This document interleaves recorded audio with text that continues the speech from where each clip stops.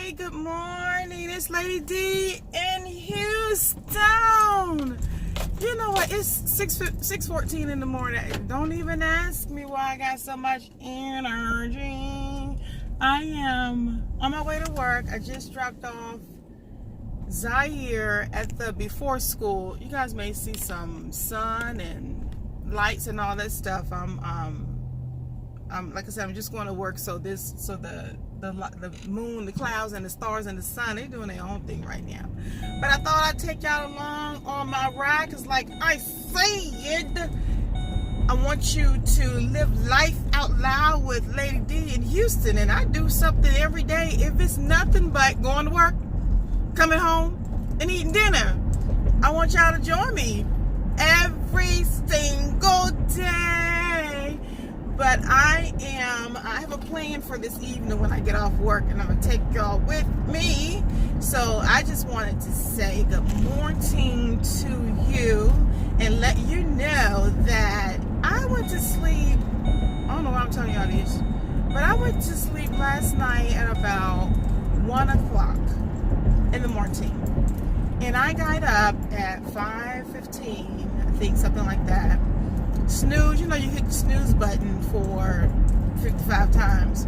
So I hit the snooze button, finally got up at about 5:30. And I'm like, I have so much energy, I don't even know what to do with it. That's just like the craziest thing on the planet. Who only gets 3.5, 4 hours of sleep, snooze for a few minutes, and feel like you can run a marathon? I said the cat. I don't even know how. But, you know, just... So I woke Zaire up, and he, you know, and let me ask you a question. Because I only have one little boy, one kid, so I don't have a comparison chart to measure what he does against. But I'm going to use y'all comparison charts of your children to help measure my children, my child. I only have one little boy. Is it just little boys that they take forever to do something, and you have to remind them forever to do that same thing? Something. Do I have any eyeliner on my eye? They look so... It's my right eye. I probably drained already, and my mascara's gone off, but my eye looks so tired. Zaire, we have the same routine every single morning, and unfortunately, him having a prior military mommy, I am very structured when it comes to like time and the minutes. At 5:30 you should be doing this. At 5:33.15 seconds you should be doing this. By 5:43 you should be out the room doing this, and by 5:55 you should be... So I'm like, looking at the clock, checking on him. He goes so slow. He only has like, this is his schedule in the morning. I wake him up, he goes in the bathroom, he potties, do his thing, wash his face, brush his teeth, goes back in his room, make his bed, get dressed. That's 4 things right there. And he's a little boy, so his face ain't big, he got teeth, but they little, shouldn't take him that long. He has on a uniform, so it's not like we have to clothes select. He has a same pair of pants and shirt he wears, you know, the same color, same thing every day. So that's easy. It's already laid out. And make up the bed. Val made his bed so that all he has to do is just pull the cover back over. Boom, it's made. No tucking, no all that stuff. And then he has to go feed Curly. He has to go in the kitchen and, you know, make sure Curly has food in his bowl, water in his bowl, and then he lets him out. That's it. I think that's what, 5, maybe 6 things. Do you know it takes it takes Zaire until I'm walking out the door and he's still getting Curly. I said, this is me every morning. Zaire, you do the same thing every... Why am I passing you by? Why do I have to help you with the dog? And you do the same thing every morning, because he's not in the habit of sitting the bowl out at night and making it easy for him. I try to do that, but then I said, no, this is not my dog. You have to figure out how responsible you want to be and manage your time a little better. So, I mean, you know, as women, we got things to do in the morning to get dressed and, you know, get all nice and cleaned up and makeup and try to find the right shoes, try to find the right jewelry, because I don't lay anything out at night. But I always have an idea of what I'm going to put on, you know, depending on the weather or whatever. So, you guys, I'm fading out, I'm fuzzing out, I don't know what's going on. Probably my phone in this car just hitting bumps. But so I beat him almost to the door every morning, and his little body is half as big as mine.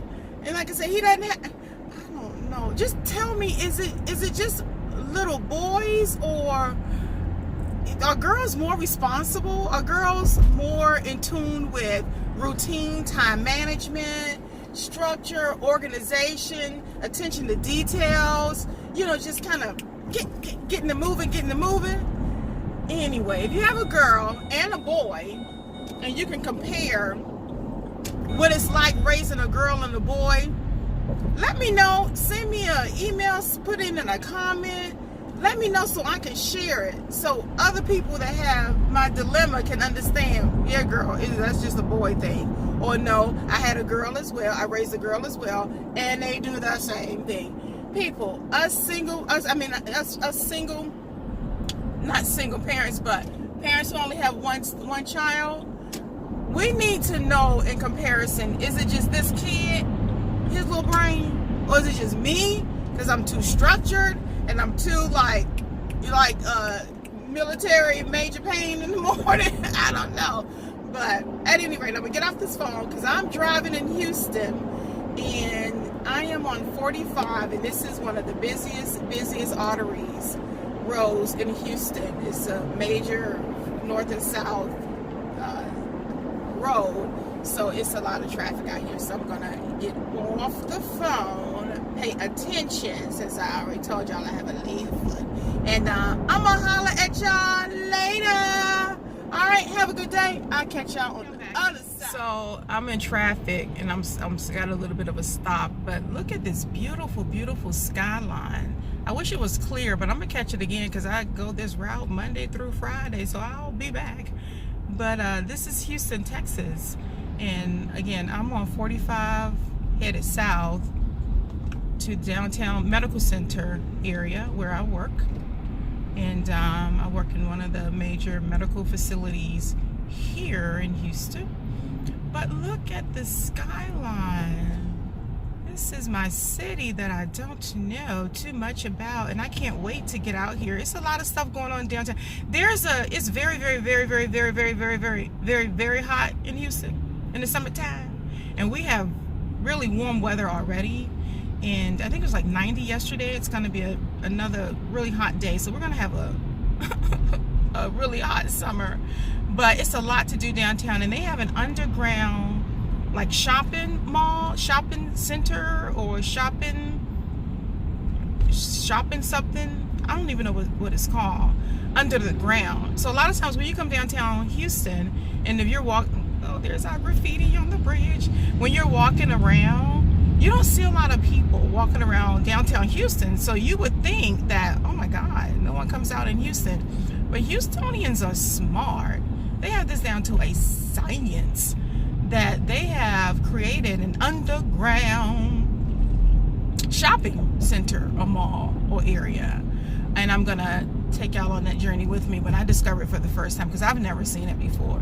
But okay, I'm gonna get ready to cut this phone off. But look at there, Houston is so beautiful. I love it. I just don't know. Hey, you guys, it's Lady D of Houston. I am off work right now. And I'm almost home. I had to, I'm going over potholes in this parking lot, and I'm fading it out. But I'm almost home, and I wanted to take you along with me because I told you I was going to take you with me when I got off work. I'm going to, this is another, this is a place actually that I love. I got hooked on this place. Seafood, of course. Friday is for seafood, right? And I told you I want you to taste Houston with me, and I'm planning on tasting Houston, starting with the food. This is one of my favorite spots. I'm recording on my phone, so I'm not sure if I could flip it around without stopping, and I'll do something so you can see it. It's called Swamp City, I don't know too much about it, but I've been hooked on it since I discovered it. Their seafood is so good. So I'm about to run in here because before it gets packed, this place gets packed. I get crawfish, crab legs, shrimp, and a little bit of everything from here. I'm going to swing it around so you can see the title in the event that you're so curious that you just need to pull up their menu and fly down here to Houston and check out some of the food. And if you're in Houston, if you want to pull them up online, check them out. I'm a frequent customer of theirs. I'm sure they probably know me by my first name. But I'm going to cut this off and swing around so you can see the sign and see what the place is called. But later, in a minute, when I get my food, I'll show you what I'm working with. All right, I'll be back. This is Swamp City. Let's see if I can zoom in. It says seafood and wings. I don't believe we've tried their wings. If you're in Houston, this is located on Little York off of Shepherd. And I don't know these streets and stuff around here. I think that's where I am, down the street from my house, not too far at least. But yeah, this is maybe one of a few they have in the city, Swamp City, and the food is really, really good. So tune in, I'll show you what I got from this camp in a minute. Bye, y'all. Hey you guys, it's Lady D. I'm back. Lady D of Houston, that is. I'm back to show you the results of what I purchased from Swamp City. I showed you guys where I went to after work today to get my dinner on, and this is it. Talking about seafood. I've tasted crawfish, shrimp, crab legs, obviously, from everywhere. Can you guys see this? Can you guys see this? I'm gonna pull it back so you can see everything. It's something about, I've tasted this stuff everywhere in Houston, seems like. But it's something about, there's a sauce that they cook this stuff in. I don't know what they put in there. I'm sure it's like Old Bay and garlic and onion and oils and butters and whatever. I don't know what it is, but it is so good, and they cook it and just smother it all over the seafood with this stuff. It's so good. So I'm gonna finish, talking to you guys, and I want to talk to you about one thing in particular for now, but I'm gonna be eating my seafood because it's dinner time and I'm hungry, and I'm sorry if you hear some smacking because I know I do smack when I eat. I'm sorry, not sorry. But anyway, I talk about, like I said, in the future, I'll be talking about, where I've worked and where I've been overseas and all of this stuff. But most importantly, I talk about a few good friends of mine. You guys heard me mention these ladies before in my previous videos a couple times, and they are so special to me. So I just kind of wanted to give you some insight as to why friends are so special sometimes. I think females have such a special bond when we have a unique relationship, especially when you highly respect each other and you appreciate each other's time and just their presence for being in your life. So these ladies here, I had a really special, unique bond with each one of them individually, and I just kind of wanted to just kind of introduce them to you. Not physically, they're not here, they live in different states and cities, but just introduce them to you because I'll be talking about them. They're my best friends, and I'll be talking about them very, very often. But one, it was four of really good friends of mine in the military when I was stationed in, of course, Japan. There's that Japan again.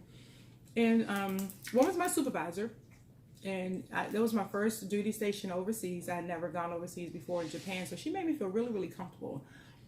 And one thing I admired about her was that she was approachable. Sometimes when I used to transfer different duty stations, you meet people, and although you're in the military, you have to have that camaraderie and you have to have that good working relationship. Some people, it's innate, it's natural, it's not even a big deal to them. They just naturally display that kind of behavior. Others, they kind of are standoffish and they kind of stay away. She wasn't like that, and I kind of expected her to be because she was a rank higher than me. Very professional, very educated. I think she was in her master's or doctorate at that time, and very focused. And she ran our unit. She was our commander. So I expected her to be a little distant, but she wasn't. she welcomed me with open arms, and that was very new as well. And thank goodness she did that, because like I said, that was my first station overseas. So I was scared. And she talked to me a lot. She just engaged, and she was just a wealth of knowledge about everything. And we used to call her just, oh my God, when you talk to Shirley, just brace yourself, because she's going to be so analytical, and she's going to talk like way up here and I'm way down there, and I have no idea of the words she's using and the phrases she's coming up with. So it was very interesting talking to her, because she made me always want to research stuff and say, what in the world was she talking about? I appeared engaged, but I have no idea what that lady was saying. So I admired her a whole lot. I really admired her brain. And she used to always say that I laughed a lot. She goes, you laugh so much, you laugh all the time, you laugh all the time. So we became really good friends. And just based on those things I described, and just she's just being a person that I wanted to be around and learn from as a mentor, and as a a leader, of course, being in the military, and just as a guide in life. I was able to ask her anything, and she had an answer for it. So she was like a boss, but plus like a big sister in a way, and a protector too, because she always, excuse me, she always thought she could tell us what to do, in or out of the uniform. Her famous phrase was, listen and listen good. She always told us to listen. But my other friend over there,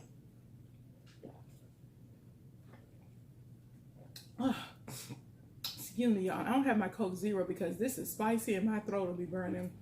My other friend, Mahela. I met Mahela through Shirley. I had a dinner party or something like that at my house. Mahela came over. And I'm just going to stop at these two, because these stories can go long, and I have some other friends over there I want to tell you about. But this is the part of getting to know me. That means you got to know who I'm going to be talking about, and all of my fantabulous friends. But this other girl, her name is Mahela.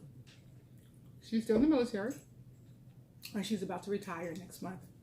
And she is one of my really, really, really good best friends in life, because she is so funny. And she is so just easy to be around. I think we a lot alike, because we like to have fun. We like to laugh.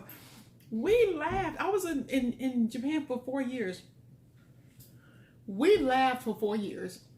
Sun up, sun down. Every situation we were in, a lot. It was serious. We, did our contingencies and our drills and whatever have you. We had to do in the military. But whatever we were a part of, when it was over, we would just crack up laughing about something. And we just did some of the most interesting things. One in particular, and she was one that, I don't even know if she kind of realized this or not, because she doesn't know that she's the type of person that she doesn't bite her tongue. She'll just kind of like let you know, not in a mean way, but she'll say something like, Dar, did you realize you're doing this? Dar, did you? So she called me out on a couple things, and I'll tell you about those. I had made a little list of things I was kind of reminiscing, because I love to reminisce about with her. But the most interesting thing that we did, and I was telling y'all, the craziest thing I did was in Japan, and this is it. It may not be crazy in terms of like adventurous, but it was just, who does that? So one day, we were bored. We were so bored. We didn't know what to do. We didn't have nothing to do. In Japan, it takes you 10 hours to go 15 minutes down the road, so you don't want to drive your car off base and go anywhere, because you'll never make it back. So we had to be creative in our entertainment. So her creative idea was, it was me and her and Maria, our other friend. She said, let's just take a drive. Let's just go on a drive. Me, trusting her, of course, said, oh, okay, well, let's get Maria over here. I'm thinking we're going off the base on the drive. This was her plan. This was not my plan. So I said, okay, let's do it. So we got, oh my God, y'all, we got snacks and water, had our music going, and me and Maria and Mahela, we got in a car, and I think I was driving. And so our dorm rooms were kind of like in the middle of the base. And then you had the flight line. And then there was there was a road that went around the flight line. If I'm recollecting correctly about the position of everything, I could be wrong, but it was a circle. The road was a circle. And our dorms were somewhere over here, this big building. And the flight line was, I think, behind or around the circle. So there was a circle you had to drive around to get to the flight line and get to different parts of the base. So this girl said, let's go on a trip. I said, okay, I think we're going off. We got our stuff. We got in the car. I'm driving. So I'm driving around the circle one time. I said, because she kept saying, no, we're not leaving the base. I said, where in the heck are we going in? So we're driving around the circle. We're driving in circles for the second time. For the third time. And at this point, unbeknownst to me and Maria, we're on our road trip. We're on the road trip. We're on a road trip. It's not, I'm like, man, why are we going around in circles? She's like, this is the trip.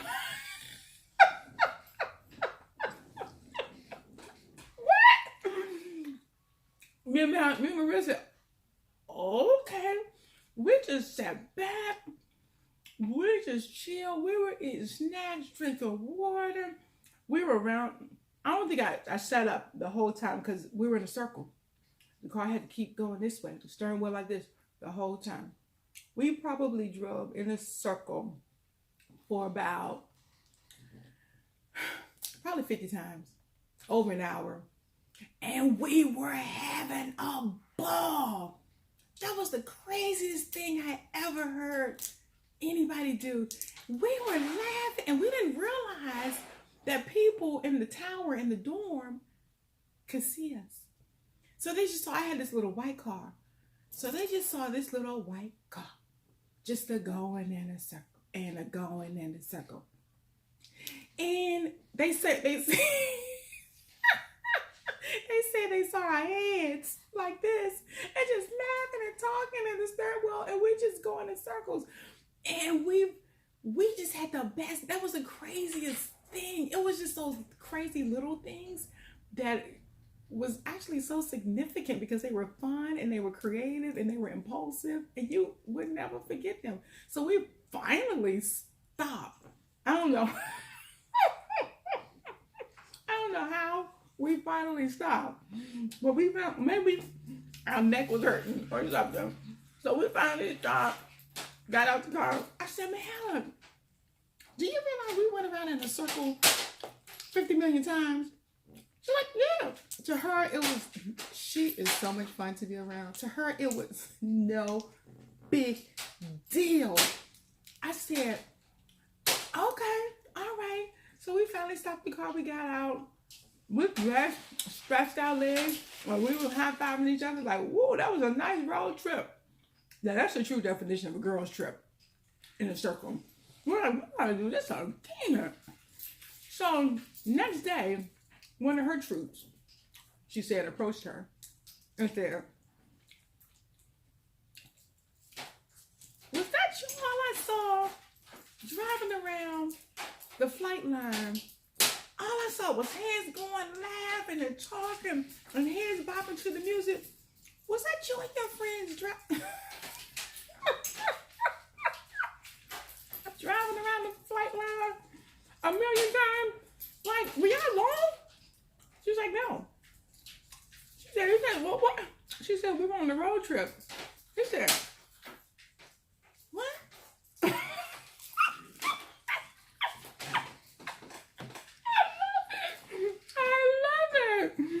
That was so crazy. To us, it was no big deal. I'm not sure if we ever did that again, but those times stationed over there was crazy. One more little thing about me and this girl. Here I am, always trying to I always had weight up and down, like I said before, in the military. Always. So I call myself, going on a fast. I was going to go on a fast because I want to drop some weight. I don't know, that's not the purpose of a fast. I know that, I realize that these days, you guys now, but at that time, desperate times calls for desperate measures. So I told Mel, I said, you know, I'm going to go on a fast and I just need to clear my mind and clear my system and just woosah. And she says, oh, okay. You trying to lose weight? I said, this girl will call it out in a minute. I was like, well, I mean, if weight loss is the result of a fast, then God, yeah. But that's not my sole purpose. She said, darling, you trying to lose weight? I said, okay, yeah. So she said, okay, all right. So she'd come to my office, check on me every now and again, because she know I was in a little fasting state. So I was a little weak and dizzy and stuff at times. So she would say, how you doing? I said, oh, I'm okay. You know, I'm hanging in there. One day she came on the base, there's a Burger King. I went to the Burger King because, y'all, I was so hungry. It wasn't even funny. Went to the Burger King, got me a tall milkshake, vanilla. To me, seriously, I was still fasting. Because at that time, I wasn't fasting for, like I said, religious reasons. So I didn't know the true essence and the true definition of like a fast and what it really meant. It was just a quick weight loss thing for me. So if you're not eating, to me, you're fasting. So she walks in my office and she I saw her just gazing at my cup. I said, what's she looking at my cup for? I'm going to tell her there's water in there. She said, darling, what's in that cup? I said, water. She said, water? You would not have a big old Burger King.